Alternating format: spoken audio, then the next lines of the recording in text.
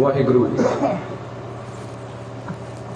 एक मन पुरख ते आए वरदाता संत सहार सदा विख्याता तास चरण लै हृदय बसावो तो परम गुरु नानक गुण गावो गावो गुण परम गुरु सुख सागर दुरत निवारण शब्द सरे गावह गंभीर धीर मत सागर जोगी जंगम ध्यान धरे गावह इंद्राद भगत प्रहलादक आत्म रस जिन जानियो कब कल सुजस गावो गुर नानक राज जोग जिन मानियो।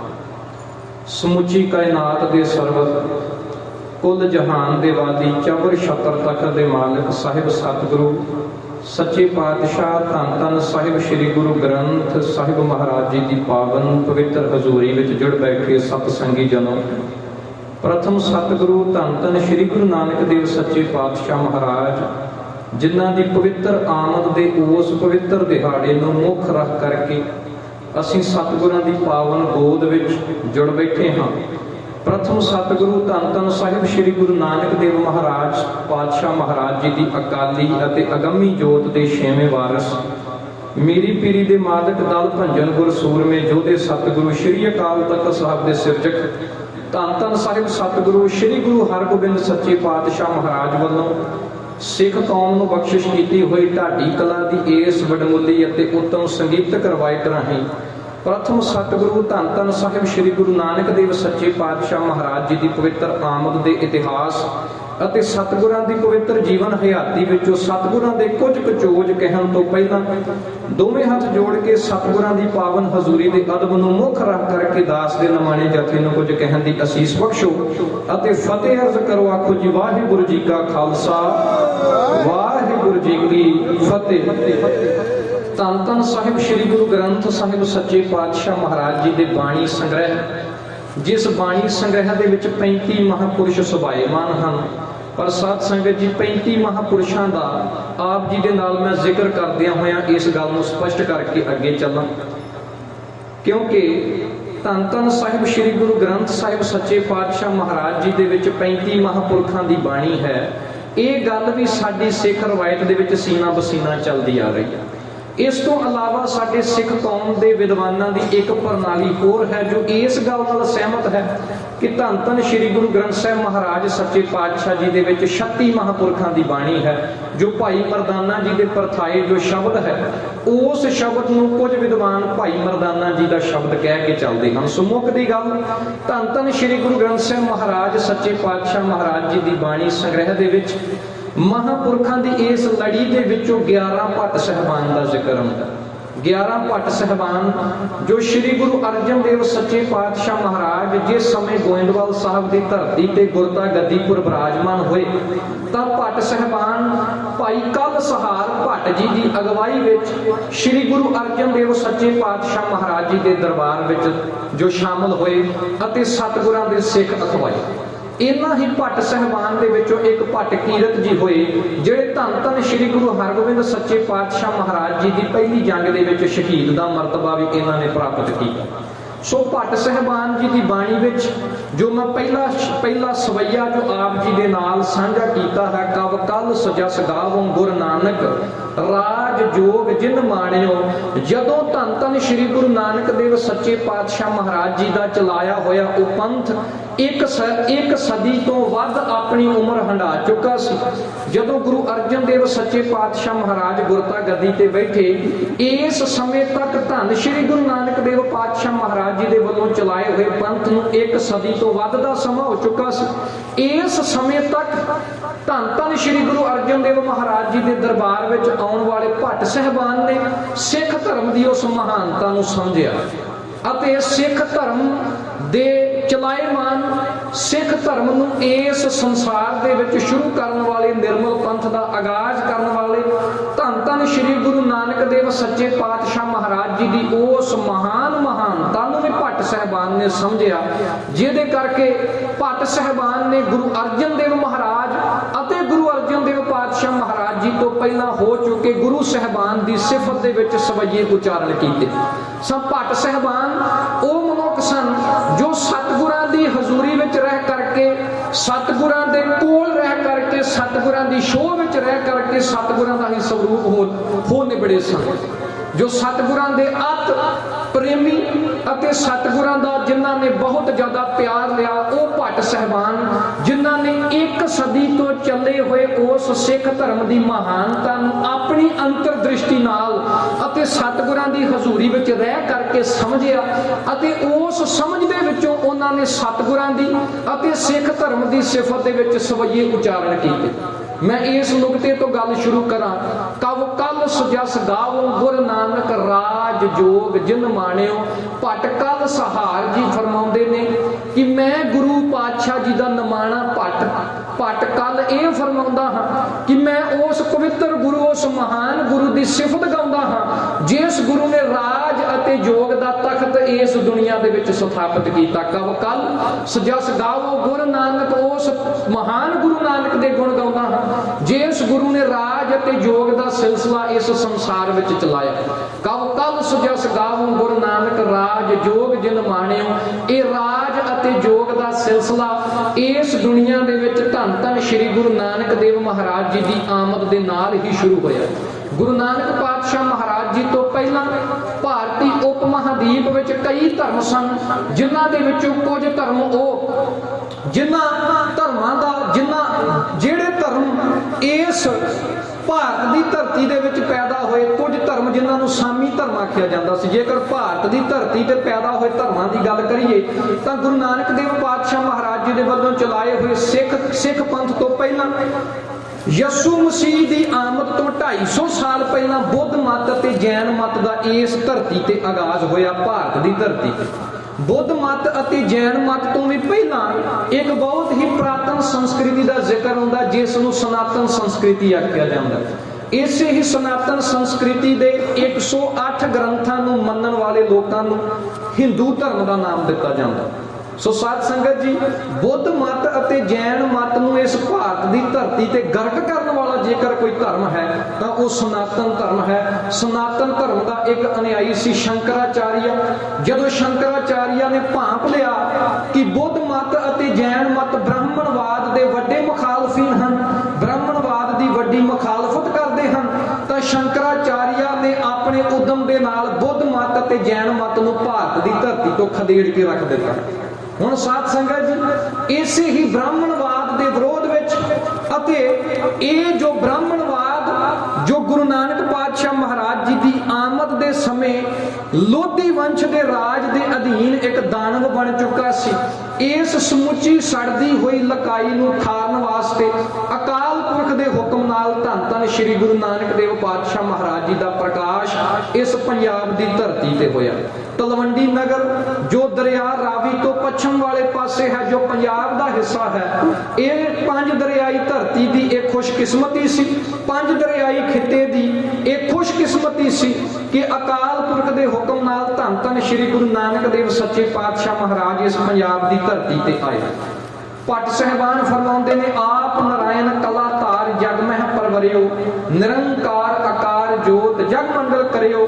ਭਾਈ ਗੁਰਦਾਸ ਜੀ ਫਰਮਾਉਂਦੇ ਨੇ, ਸੁਣੀ ਪੁਕਾਰ ਦਾਤਾਰ ਪ੍ਰਭ ਗੁਰੂ ਨਾਨਕ ਜਗ ਮਾਹੀ ਪਠਾਇਆ, ਚਰਨ ਧੋਏ ਰਹਿਰਾਸ ਕਰ ਚਰਨਾ ਅੰਮ੍ਰਿਤ ਸਿੱਖਾਂ ਪਿਲਾਇਆ। ਧੰਨ ਧੰਨ ਸ੍ਰੀ ਗੁਰੂ ਨਾਨਕ ਦੇਵ ਪਾਤਸ਼ਾਹ ਮਹਾਰਾਜ ਜੀ ਦੇ ਬਾਬਤ ਭਾਈ ਗੁਰਦਾਸ ਇੱਕ ਥਾਂ ਹੋਰ ਫਰਮਾਉਂਦੇ ਨੇ, ਸਤਿਗੁਰੂ ਨਾਨਕ ਪ੍ਰਗਟਿਆ ਮਿੱਟੀ ਧੁੰਦ ਜਗ ਚਾਨਣ ਹੋਵਾ, ਜਿਉਂ ਕਰ ਸੂਰਜ ਨਿਕਲਿਆ ਤਾਰੇ ਛਪ ਅੰਧੇਰ ਪਲੋਵਾ, ਸਿੰਘ ਬੁਕੇ ਮਿਰਗਾਵਲੀ ਭੰਨੀ ਜਾਏ ਨਾ ਧੀਰ ਧਰੋਵਾ। ਭਾਈ ਗੁਰਦਾਸ ਜੀ ਨੇ ਸ੍ਰੀ ਗੁਰੂ ਨਾਨਕ ਦੇਵ ਸੱਚੇ ਪਾਤਸ਼ਾਹ ਮਹਾਰਾਜ ਜੀ ਨੂੰ ਨਿਰਭੈ ਸਿੰਘ ਬਿਆਨ ਕੀਤਾ। ਸਿੰਘ ਤੋਂ ਭਾਵ ਹੈ ਸ਼ੇਰ, ਕਿ ਗੁਰੂ ਨਾਨਕ ਦੇਵ ਸੱਚੇ ਪਾਤਸ਼ਾਹ ਮਹਾਰਾਜ ਉਸ ਸੂਰਜ ਦੀ ਨਿਆਈ ਸਨ। ਜਦੋਂ ਸੂਰਜ ਦਾ ਪ੍ਰਕਾਸ਼ ਹੁੰਦਾ ਹੈ, ਜਦੋਂ ਸੂਰਜ ਆਪਣੀ ਰੋਸ਼ਨੀ ਨੂੰ ਇਸ ਧਰਤੀ ਉੱਪਰ ਖਿਲਾਰਦਾ ਹੈ, ਤਾਂ ਉਸ ਸੂਰਜ ਦੇ ਅਗੰਮੀ ਤੇਜ ਦੇ ਨਾਲ, ਉਸ ਸੂਰਜ ਦੇ ਮਹਾਨ ਅਤੇ ਅਗੰਮੀ ਤੇਜ ਦੇ ਨਾਲ ਅੰਧਕਾਰ ਅਲੋਪ ਹੋ ਜਾਂਦਾ ਹੈ। ਜਦੋਂ ਕੋਈ ਬੱਪਰ ਸ਼ੇਰ ਜੰਗਲ ਦੇ ਵਿੱਚ ਦਹਾੜ ਮਾਰਦਾ ਹੈ ਤਾਂ ਮਿਰਗਾਵਲੀਆਂ ਨੂੰ ਭੱਜਦਿਆਂ ਹੋਇਆਂ ਰਾਹ ਨਹੀਂ ਲੱਭਦਾ। ਭਾਈ ਗੁਰਦਾਸ ਜੀ ਨੇ ਫਰਮਾਇਆ, ਸਤਿਗੁਰੂ ਨਾਨਕ ਪ੍ਰਗਟਿਆ ਮਿੱਟੀ ਧੁੰਦ ਜਗ ਚਾਨਣ ਹੋਵਾ, ਜਿਉਂ ਕਰ ਸੂਰਜ ਨਿਕਲਿਆ ਤਾਰੇ ਛਾਪੇ। ਇੱਥੇ ਅਸੀਂ ਉਚਾਰਨ ਇਹ ਪੜ੍ਹਦੇ ਹਾਂ ਕਿ ਤਾਰੇ ਛਪੇ ਅੰਧੇਰ ਪਲੋਵਾ। ਇੱਥੇ ਉਚਾਰਨ ਤਾਰੇ ਛਪੇ ਨਹੀਂ, ਇੱਥੇ ਛੱਛਾ ਤੇ ਪੱਪੇ ਨੂੰ ਸਿਹਾਰੀ ਹੈ, ਜਿਹਦਾ ਉਚਾਰਨ ਬਣੇਗਾ ਤਾਰੇ ਛਾਪੇ। ਪੱਪੀ ਦੀ ਜੋ ਸਿਹਾਰੀ ਹੈ, ਇਹਦਾ ਵੀ ਉਚਾਰਨ ਹਲਕਾ ਜਿਹਾ ਦੇਣਾ, ਤਾਰੇ ਛਪ ਅੰਧੇਰ ਪਲੋਵਾ, ਸਿੰਘ ਬੁਕੇ ਮਿਰਗਾਵਲੀ ਭੰਨੀ ਜਾਏ। ਇਹਦਾ ਉਚਾਰਨ ਵੀ ਅੱਜ ਤੱਕ ਜੋ ਸਟੇਜਾਂ ਦੇ ਉੱਤੋਂ ਇਸ ਤਰੀਕੇ ਨਾਲ ਹੁੰਦਾ ਆਇਆ ਕਿ ਸਿੰਘ ਬੁਕੇ ਮਿਰਗਾਵਲੀ ਭੰਨੀ ਜਾਏ ਨਾ ਧੀਰ ਧਰੋਵਾ, ਸਿੰਘ ਬੁਕੇ ਮਿਰਗਾਵਲੀ ਭੰਨੀ ਜਾਏ ਨਾ ਧੀਰ ਧਰੋਵਾ, ਇਸ ਤਰੀਕੇ ਦਾ ਉਚਾਰਨ। ਪਰ ਇਹਦਾ ਉਚਾਰਨ ਇਹ ਹੈ ਕਿ ਸਿੰਘ ਬੁਕੇ ਮਿਰਗਾਵਲੀ ਭੰਨੀ ਜਾਏ। ਜਦੋਂ ਸਿੰਘ ਬੁਕਦਾ, ਮਿਰਗਾਵਲੀ ਤੋਂ ਭਾਵ ਹਿਰਨਾਂ ਦੀ ਡਾਰ। ਜਦੋਂ ਇੱਕ ਸ਼ੇਰ ਜੰਗਲ ਵਿੱਚ ਬੁਕਦਾ ਤੇ ਹਿਰਨਾਂ ਦੀ ਡਾਰ ਨੂੰ ਭੱਜਦਿਆਂ ਥਾਂ ਨਹੀਂ ਲੱਭਦਾ, ਸਿੰਘ ਬੁਕੇ ਮਿਰਗਾਵਲੀ ਭੰਨੀ ਜਾਏ ਨਾ ਧੀਰ ਧਰੋਵਾ, ਖਲੋਣ ਵਾਸਤੇ ਥਾਂ ਨਹੀਂ ਲੱਭਦਾ। ਸਤਿਗੁਰੂ ਨਾਨਕ ਪਾਤਸ਼ਾਹ ਮਹਾਰਾਜ ਜੀ ਦੀ ਆਮਦ ਅਜਿਹੀ ਸੀ, ਸਤਿਗੁਰ ਜੀ ਹਜ਼ਾਰਾਂ ਸੂਰਜਾਂ ਦਾ ਤੇਜ ਲੈ ਕਰਕੇ, ਹਜ਼ਾਰਾਂ ਸ਼ੇਰਾਂ ਵਰਗੀ ਬਹਾਦਰੀ ਲੈ ਕਰਕੇ, ਹਜ਼ਾਰਾਂ ਰਿਸ਼ੀਆਂ ਮੁਨੀਆਂ ਦਾ, ਹਜ਼ਾਰਾਂ ਦੇਵਤਿਆਂ ਦਾ ਤੇਜ ਲੈ ਕਰਕੇ ਧੰਨ ਗੁਰੂ ਨਾਨਕ ਮਹਾਰਾਜ ਉਸ ਅਕਾਲ ਪੁਰਖ ਦੇ ਨਿਰਗੁਣ ਸਰੂਪ ਵਿੱਚੋਂ ਸਰਗੁਣ ਰੂਪ ਹੋ ਕਰਕੇ ਇਸ ਸੰਸਾਰ ਵਿੱਚ ਆਏ। ਸਤਿਗੁਰਾਂ ਦੀ ਪਵਿੱਤਰ ਆਮਦ ਦੇ ਨਾਲ ਇਸ ਜਗਤ ਤੋਂ ਪਾਪ ਅਤੇ ਅੰਧਕਾਰ ਦੀ ਧੁੰਦ ਦਾ ਨਾਸ਼ ਹੋ ਗਿਆ, ਅੰਧਕਾਰ ਦੀ ਧੁੰਦ ਦਾ ਇਹ ਵਿਨਾਸ਼ ਹੋ ਗਿਆ। ਧੰਨ ਗੁਰੂ ਨਾਨਕ ਦੇਵ ਸੱਚੇ ਪਾਤਸ਼ਾਹ ਮਹਾਰਾਜ, ਜਿਨ੍ਹਾਂ ਦੀ ਆਮਦ ਦੇ ਸਮੇਂ ਲੋਧੀ ਵੰਸ਼ ਦਾ ਰਾਜ ਸੀ, ਬਹਿਲੂਲ ਲੋਧੀ, ਜਿਸ ਨੇ ਆਪਣੇ ਤੋਂ ਪਹਿਲਾਂ ਸੱਯਦਾਂ ਦਾ ਰਾਜ ਖਤਮ ਕਰਕੇ ਇਸ ਹਿੰਦੁਸਤਾਨ ਦੀ ਧਰਤੀ ਤੇ ਲੋਧੀ ਡਾਈ, ਜੋ ਲੋਧੀ ਸਾਮਰਾਜ ਹੈ, ਉਸ ਦੀ ਦਾਗ ਪਹਿਲੀ। ਬਹਿਲੂਲ ਲੋਧੀ ਤੋਂ ਬਾਅਦ ਸਿਕੰਦਰ ਲੋਧੀ ਤਖਤ ਤੇ ਬੈਠਾ। ਸਿਕੰਦਰ ਲੋਧੀ ਉਹ ਸੀ ਜਿਸ ਨੇ ਭਗਤ ਕਬੀਰ ਸਾਹਿਬ ਜੀ ਨੂੰ ਹਾਥੀਆਂ ਦੇ ਅੱਗੇ ਸੁੱਟ ਕਰਕੇ ਮਾਰਨ ਦੀ ਕੋਸ਼ਿਸ਼ ਕੀਤੀ ਸੀ। ਸਿਕੰਦਰ ਲੋਧੀ ਤੋਂ ਬਾਅਦ ਇਬਰਾਹਿਮ ਲੋਧੀ, ਲੋਧੀ ਵੰਸ਼ ਦੇ ਰਾਜ ਵੱਲੋਂ ਦਿੱਲੀ ਦੇ ਤਖਤ ਤੇ ਬੈਠਾ। ਇਬਰਾਹਿਮ ਲੋਧੀ ਨੂੰ ਹੀ ਜ਼ਹੀਰੁਦੀਨ ਬਾਬਰ 1526 ਈਸਵੀ ਨੂੰ ਹਰਾ ਕੇ ਸੁਤੰਤਰ ਤੌਰ ਤੇ ਭਾਰਤ ਉੱਪਰ ਫਿਰ ਮੁਗਲਿਆ ਸਲਤਨਤ ਦੀ ਦਾਗ ਪੇਲ ਦਿੰਦਾ। ਜਦੋਂ ਗੁਰੂ ਨਾਨਕ ਪਾਤਸ਼ਾਹ ਮਹਾਰਾਜ ਜੀ ਦਾ ਪ੍ਰਕਾਸ਼ ਹੋਇਆ, ਉਸ ਸਮੇਂ ਲੋਧੀ ਵੰਸ਼ ਦਾ ਰਾਜ ਸੀ। ਸਤਿਗੁਰਾਂ ਨੇ ਉਸ ਸਮੇਂ ਦੀ ਰਾਜ ਸੀ ਹਾਲਤ ਬਾਬਤ ਫਰਮਾਇਆ, ਰਾਜੇਸ਼ੀ ਮੁਕੱਦਮ ਉੱਤੇ ਜਾਏ ਜਗਾਇਨ ਬੈਠੇ ਸੁੱਤੇ, ਕਿ ਉਸ ਸਮੇਂ ਦੇ ਰਾਜੇ ਰੱਤ ਪੀਣੇ ਸ਼ੀ ਬਣ ਚੁੱਕੇ ਸਨ ਤੇ ਜੋ मुकदम सन उन्होंने कुत्तियां का रूप धारण कर लिया सी। राजे शी मुकदम कुत्ते जाए जगाइन बैठे सुते, चाकर नहंदा पायन घाओ, रत पित कुत्ते हो चट जाओ। सतगुरां ने उस समय की राजसी हालत नूं रूपमान किया। मौजूदा समय की भी राजसी हालत उस समय के बराबर ही। मौजूदा समय में जो राजसी हालत है, एक पासे भारत उपर बीजेपी का शासन है, इस नरेंद्र मोदी की अगवाई वाली जो बीजेपी सरकार है, किसी भी हद तक के पंजाब के भले दे हामी नहीं। पहली गल ये पंजाब के भले दे हामी नहीं, दूजी गल ये सिखां के भले दे हामी नहीं। जो RSS की संस्था सन 1880 के विच शुरू हुई, ये RSS में शुरू करने वाले गोलवारकर ते सरवारकर जिन्हों ने यह सिद्धांत दिता कि हिंदुओं वास्ते जो भारत है ये मदरलैंड है, हिंदुओं वास्ते जो भारत है ये मदरलैंड है। इस करके मुसलमानों का इस संसार इस हिंदुस्तान की धरती में रहना मुनासिब नहीं। इस समय के दौरान ही बंकिम चंद्र चैटर्जी ने एक नावल लिखा जिसका नाम सी आनंद मठ नावल।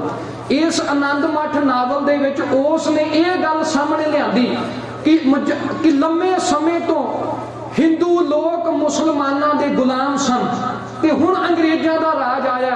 अंग्रेज़ों नूं देवतियां ने ही बल बख्श के इस भारत की धरती ते भेजिया। अंग्रेज़ों के आउण नाल हिंदुआं दी जो दशा है, इस दशा में थोड़ा सुधार आया। हुण असीं ये करना है, सब तो पहला इस धरती तो मुसलमानों नूं खदेड़ना, मुसलमानों दीयां औरतां दी बेपती करनी है। उस तो अलावा अंग्रेज़ों नूं खदेड़ना है। पर ये तो पहला एक नारा दिता जाए, वो नारा सी वंदे मातरम, जिहड़ा अज भारत का राष्ट्री गीत है। ये उस आनंद मठ नावल दे विचों निकलिया सी वंदे मातरम गीत। जिस गीत नूं हिंदुआं नूं बंगाल दे विच मुसलमानां दे विरुद्ध भड़काउण वास्ते ये बंकिम चंद्र चैटर्जी ने यह नावल अते वंदे मातरम नाम का गीत सामने लिया। इस समय के दौरान ही रविंद्रनाथ टैगोर होया जिन्हें जनगण मन लिखे आ। ये जनगण मन जिहड़ा अज सारे स्कूलों के विच पढ़ाया जाता है, जिस जनगण मन नूं इंडिया का राष्ट्रीय गान भी आख्या जाता है। ये जनगण मन लिखिया क्यों गया ते किवें लिखिया गया? इतिहास दसदा कहंदे जदों भारत का वायसराय ब्रिटिश इंडिया का वायसराय जॉर्ज पंचम जदों कलकत्ते आया तो उस जॉर्ज पंचम की सिफत दे विच रविंद्रनाथ टैगोर ने एक गान लिखिया है। ये गीत एक अंग्रेज की सिफत विच सी। तुसीं पढ़ के देखो, अज तक की सब तो वड्डी चापलूसी ते अज तक की सब तो वड्डी खुशामद ये जनगण मन नाम का एक गान है। रविंद्रनाथ टैगोर ने लिखा कहता जनगण मन अधिनायक जया है भारत भाग्य विधाता। उन्हें जॉर्ज पंचम नूं आख्या कहता तू भारत दे भागां दा विधाता है। इस जन गण मन, इस भारत का जो जन है, इस भारत का जो गणराज है, इस भारत के लोगों का रहने वाला जो मन है तेरे अधीन, ते इथों भारत का जो भाग्य विधाता है, जो भागां दा विधाता वो तू है।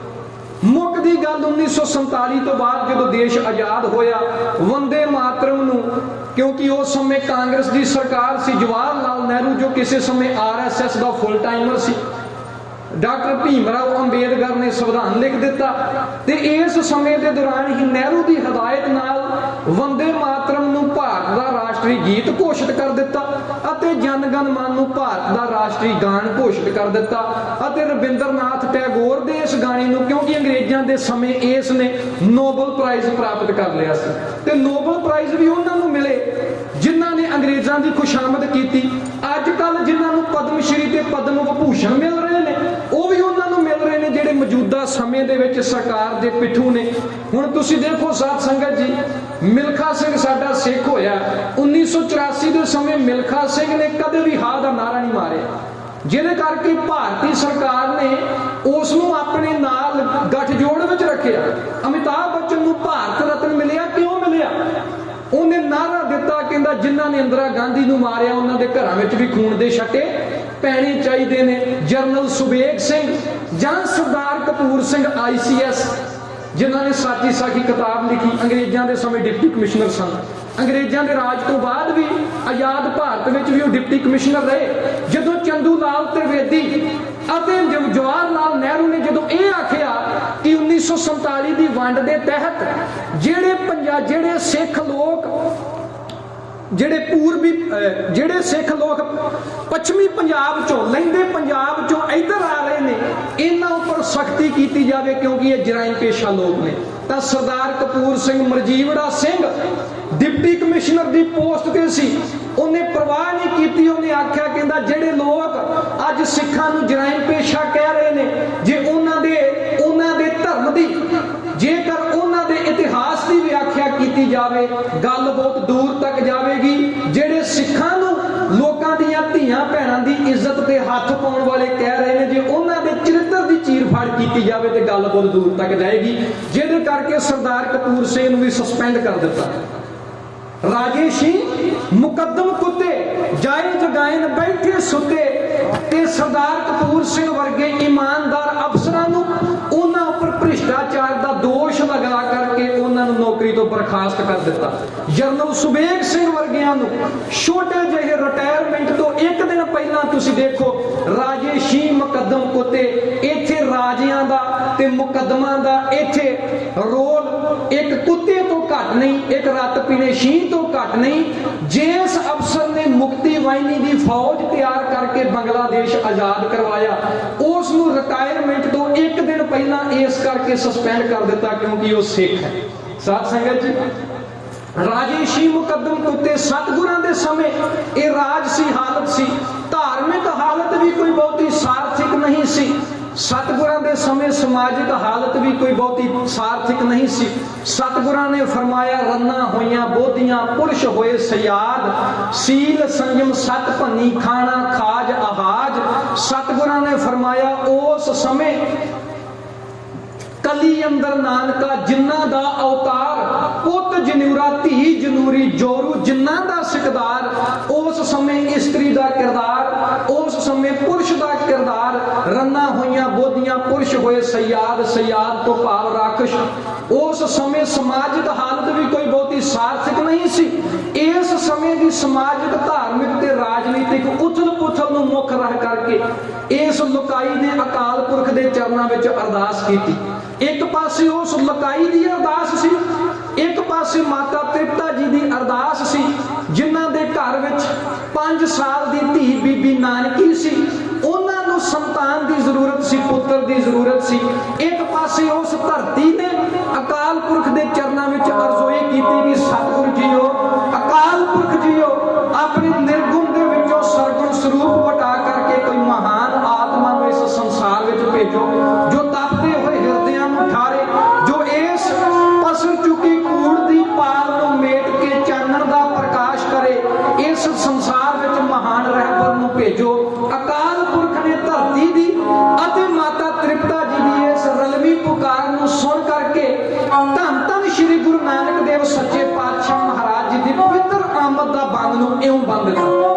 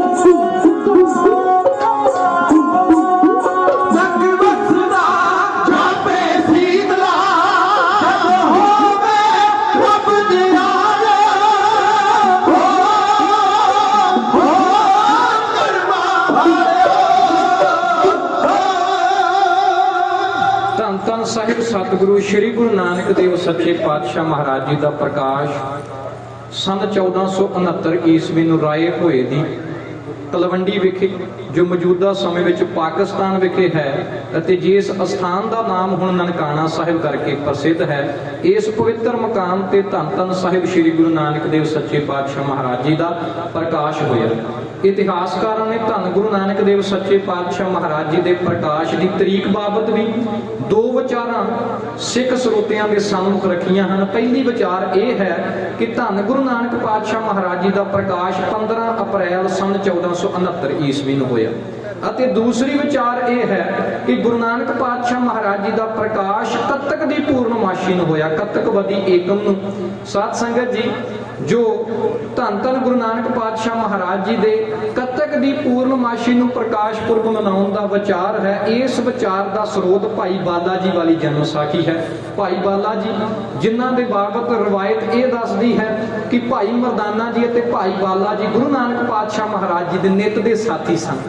ਇਸ ਤੋਂ ਇਲਾਵਾ ਬਾਬਾ ਮਿਹਰਬਾਨ ਜੀ ਵਾਲੀ ਵੀ ਸਾਖੀ ਆਉਂਦੀ ਹੈ ਅਤੇ ਇਸ ਤੋਂ ਇਲਾਵਾ ਹੋਰ ਸਰੋਤਾਂ ਦੇ ਤਹਿਤ ਜੋ ਨਵੀਨ ਇਤਿਹਾਸਕਾਰ ਨੇ, ਜਿਨ੍ਹਾਂ ਇਤਿਹਾਸਕਾਰਾਂ ਦਾ ਸਮਾਂ ਸਿੰਘ ਸਭਾ ਲਹਿਰ ਦੇ ਵੱਲੋਂ ਚਲਾਈ ਹੋਈ ਉਸ ਜਾਗ੍ਰਿਤੀ ਦੇ ਵਿੱਚੋਂ ਜੋ ਇਤਿਹਾਸਕਾਰ ਨਿਕਲੇ, ਉਦਾਹਰਨ ਦੇ ਤੌਰ ਤੇ ਪ੍ਰੋਫੈਸਰ ਸਾਹਿਬ ਸਿੰਘ ਜੀ, ਸਰਦਾਰ ਕਰਮ ਸਿੰਘ ਹਿਸਟੋਰੀਅਨ ਵਰਗੇ ਵਿਦਵਾਨ, ਜਿਨ੍ਹਾਂ ਨੇ ਗੁਰੂ ਨਾਨਕ ਪਾਤਸ਼ਾਹ ਮਹਾਰਾਜ ਜੀ ਦੀ ਜਨਮ ਤਰੀਕ 15 ਅਪ੍ਰੈਲ ਸਾਹਮਣੇ ਲਿਆਂਦੀ ਹੈ। ਸੋ ਇਹ ਕੋਈ ਸਾਨੂੰ ਸੰਗਤ ਨੂੰ ਇਹਦੇ ਵਿੱਚ ਕੋਈ ਦੁਬਿਧਾ ਦੀ ਪੈਣ ਦੀ ਜ਼ਰੂਰਤ ਨਹੀਂ, ਕਿਉਂਕਿ ਜੋ ਮੂਲ ਸਰੋਤ ਹੈ ਉਹ ਭਾਈ ਬਾਲਾ ਜੀ ਵਾਲੀ ਜਨਮ ਸਾਖੀ ਹੈ। ਸੋ ਸਾਧ ਸੰਗਤ ਜੀ, ਮੈਂ ਵਿਚਾਰ ਨੂੰ ਅਗਾਂਹ ਲੈ ਕੇ ਚੱਲਾਂ। ਜਦੋਂ ਅਸੀਂ ਧੰਨ ਗੁਰੂ ਨਾਨਕ ਦੇਵ ਸੱਚੇ ਪਾਤਸ਼ਾਹ ਮਹਾਰਾਜ ਜੀ ਦਾ ਜੀਵਨ ਬਿਰਤਾਂਤ ਪੜ੍ਹਦੇ ਹਾਂ ਤਾਂ ਮੂਲ ਸਰੋਤਾਂ ਦੇ ਵਿੱਚੋਂ ਸਭ ਤੋਂ ਪਹਿਲਾਂ ਸਰੋਤ ਸਾਡੇ ਕੋਲ ਆਉਂਦਾ ਹੈ ਭੱਟ ਸਾਹਿਬਾਨ ਦੀ ਬਾਣੀ। ਭੱਟ ਸਾਹਿਬਾਨ ਨੇ ਗੁਰੂ ਨਾਨਕ ਦੇਵ ਪਾਤਸ਼ਾਹ ਮਹਾਰਾਜ ਜੀ ਦੀ ਸ਼ਖਸੀਅਤ ਨੂੰ ਬਹੁਤ ਹੀ ਭਰਵੇਂ ਸ਼ਬਦਾਂ ਦੇ ਵਿੱਚ ਉਭਾਰਿਆ। ਇਸ ਤੋਂ ਇਲਾਵਾ ਦੂਸਰੇ ਨੰਬਰ ਤੇ ਭਾਈ ਗੁਰਦਾਸ ਜੀ ਦੀਆਂ ਵਾਰਾਂ। ਭਾਈ ਗੁਰਦਾਸ ਜੀ ਜੋ ਗੁਰੂ ਘਰ ਦੇ ਅਨਿਲ ਸਿੱਖ ਅਤੇ ਗੁਰੂ ਅਮਰਦਾਸ ਮਹਾਰਾਜ ਜੀ ਦੇ ਰਿਸ਼ਤੇ ਵਿੱਚ ਭਤੀਜੇ ਸਨ ਅਤੇ ਗੁਰੂ ਅਰਜਨ ਦੇਵ ਮਹਾਰਾਜ ਜੀ ਦੇ ਰਿਸ਼ਤੇ ਵਿੱਚ ਮਾਮਾ ਜੀ ਸਨ। ਇਸ ਤੋਂ ਇਲਾਵਾ ਭਾਈ ਗੁਰਦਾਸ ਜੀ ਗੁਰੂ ਗ੍ਰੰਥ ਸਾਹਿਬ ਪਾਤਸ਼ਾਹ ਮਹਾਰਾਜ ਜੀ ਦੇ ਪਹਿਲੇ ਸਰੂਪ ਦੇ ਲਿਖਾਰੀ ਵੀ ਸਨ। ਭਾਈ ਗੁਰਦਾਸ ਜੀ ਨੇ ਆਪਣੀਆਂ ਵਾਰਾਂ ਦੇ ਵਿੱਚ ਧੰਨ ਗੁਰੂ ਨਾਨਕ ਦੇਵ ਸੱਚੇ ਪਾਤਸ਼ਾਹ ਮਹਾਰਾਜ ਜੀ ਦੇ ਪ੍ਰਕਾਸ਼ ਬਾਬਤ, ਸਤਿਗੁਰਾਂ ਦੀ ਸੁਮੇਰ ਪਰਬਤ ਦੀ ਯਾਤਰਾ ਦੇ ਬਾਬਤ, ਸਤਿਗੁਰਾਂ ਦੇ ਹਿੰਦੂ ਧਰਮ ਦੇ ਤੀਰਥਾਂ ਦੇ ਬਾਬਤ ਅਤੇ ਸਤਿਗੁਰਾਂ ਦੀ ਮੱਕੇ ਅਤੇ ਬਗਦਾਦ ਦੀ ਫੇਰੀ ਦੇ ਬਾਬਤ ਬਹੁਤ ਕੁਝ ਭਾਈ ਗੁਰਦਾਸ ਜੀ ਨੇ ਸਨਮੁਖ ਰੱਖਿਆ ਹੈ। ਇਸ ਤੋਂ ਇਲਾਵਾ ਤੀਜੇ ਨੰਬਰ ਤੇ ਜੋ ਸਰੋਤ ਆਉਂਦਾ ਹੈ ਉਹ ਹੈ ਭਾਈ ਬਾਲਾ ਜੀ ਵਾਲੀ ਜਨਮ ਸਾਖੀ। ਭਾਈ ਬਾਲਾ ਜੀ ਜੋ ਸੰਧੂ ਗੋਤ ਦੇ ਜੱਟ ਸਨ, ਰਵਾਇਤ ਦੱਸਦੀ ਹੈ ਕਿ ਭਾਈ ਬਾਲਾ ਜੀ ਗੁਰੂ ਨਾਨਕ ਦੇਵ ਸੱਚੇ ਪਾਤਸ਼ਾਹ ਮਹਾਰਾਜ ਜੀ ਦੇ ਹਜ਼ੂਰ ਰਹੇ। ਇਸ ਤੋਂ ਇਲਾਵਾ ਭਾਈ ਬਾਲਾ ਜੀ ਦੀ ਜਨਮ ਸਾਖੀ ਤੋਂ ਇਲਾਵਾ ਬਾਬਾ ਮਿਹਰਬਾਨ ਜੋ ਬਾਬਾ ਪ੍ਰਿਥੀ ਚੰਦ ਜੀ ਦੇ ਪੁੱਤਰ ਸਨ ਅਤੇ ਗੁਰੂ ਅਰਜਨ ਦੇਵ ਮਹਾਰਾਜ ਜੀ ਦੇ ਭਤੀਜੇ ਸਨ, ਬਾਬਾ ਮਿਹਰਬਾਨ ਜੀ ਵਾਲੀ ਜਨਮ ਸਾਖੀ ਆਉਂਦੀ ਹੈ, ਜਿਹਦੇ ਵਿੱਚ ਭਾਈ ਬਾਲਾ ਜੀ ਵਾਲੀ ਜਨਮ ਸਾਖੀ ਨਾਲੋਂ ਕੁਝ ਕੁ ਵਖਰੇਵਾਂ ਹੈ। ਸੋ ਇਹ ਸੰਗਤ ਦੇ ਵਿੱਚ ਮੈਂ ਇਸ ਵਿਚਾਰ ਨੂੰ ਕਾਫੀ ਵਿਸਥਾਰ ਨਾਲ ਰੱਖ ਨਹੀਂ ਸਕਾਂਗਾ ਕਿਉਂਕਿ ਸਮਾਂ ਵੀ ਸੀਮਤ ਹੈ। ਇਸ ਤੋਂ ਇਲਾਵਾ ਮਹਿਮਾ ਪ੍ਰਕਾਸ਼ ਆਉਂਦੇ ਹਨ, ਗੁਰਬਿਲਾਸ ਆਉਂਦੇ ਹਨ। ਇਸ ਤੋਂ ਬਾਅਦ 19ਵੀਂ ਸਦੀ ਦੇ ਚੌਥੇ ਪੰਜਵੇਂ ਦਹਾਕੇ ਦੇ ਦੌਰਾਨ ਗੁਰਪ੍ਰਤਾਪ ਸੂਰਜ ਪ੍ਰਕਾਸ਼ ਗ੍ਰੰਥ ਹੁੰਦਾ ਹੈ। ਗੁਰਪ੍ਰਤਾਪ ਸੂਰਜ ਪ੍ਰਕਾਸ਼ ਗ੍ਰੰਥ ਦਾ ਜੋ ਪਹਿਲਾ ਅਧਿਆਇ ਹੈ, ਜਿਸ ਨੂੰ ਨਾਨਕ ਪ੍ਰਕਾਸ਼ ਆਖਿਆ ਜਾਂਦਾ ਹੈ, ਦਾਸ ਨੇ ਸੰਤ ਕਰਤਾਰ ਸਿੰਘ ਜੀ ਖਾਲਸਾ ਸਿੱਖ ਮਿਸ਼ਨਰੀ ਕਾਲਜ ਭੂਰਾ ਕੋਨਾ ਤੋਂ 3 ਸਾਲ ਦੀ ਵਿੱਦਿਆ ਪ੍ਰਾਪਤ ਕੀਤੀ।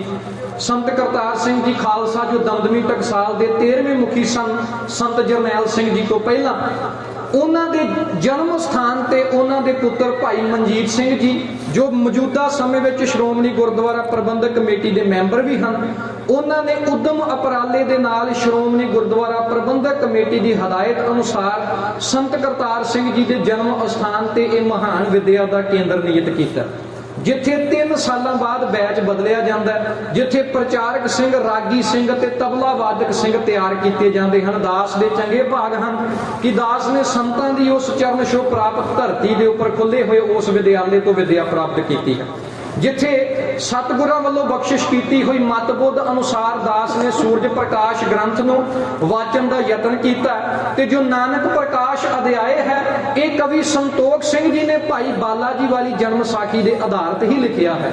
ਜੋ ਬੋਲ ਭਾਈ ਬਾਲਾ ਜੀ ਨੇ ਅੰਕਿਤ ਕੀਤੇ ਹਨ ਉਹੀ ਬੋਲ ਕਾਵ ਰੂਪ ਵਿੱਚ ਮਹਾਨ ਕਵੀ ਚੂੜਾਮਣੀ ਕਵੀ ਭਾਈ ਸੰਤੋਖ ਸਿੰਘ ਜੀ ਨੇ ਨਾਨਕ ਪ੍ਰਕਾਸ਼ ਵਿੱਚ ਅੰਕਿਤ ਕੀਤੇ ਹਨ। ਸੋ ਮੈਂ ਭਾਈ ਬਾਲਾ ਜੀ ਵਾਲੀ ਜਨਮ ਸਾਖੀ ਦਾ ਆਧਾਰ ਬਣਾ ਕੇ ਆਪ ਜੀ ਦੇ ਨਾਲ ਸਤਿਗੁਰਾਂ ਦੇ ਜੀਵਨ ਇਤਿਹਾਸ ਦੀ ਗੱਲ ਜਿਹੜੀ ਹੈ ਸ਼ੁਰੂ ਕਰਨਾ ਚਾਹਾਂਗਾ।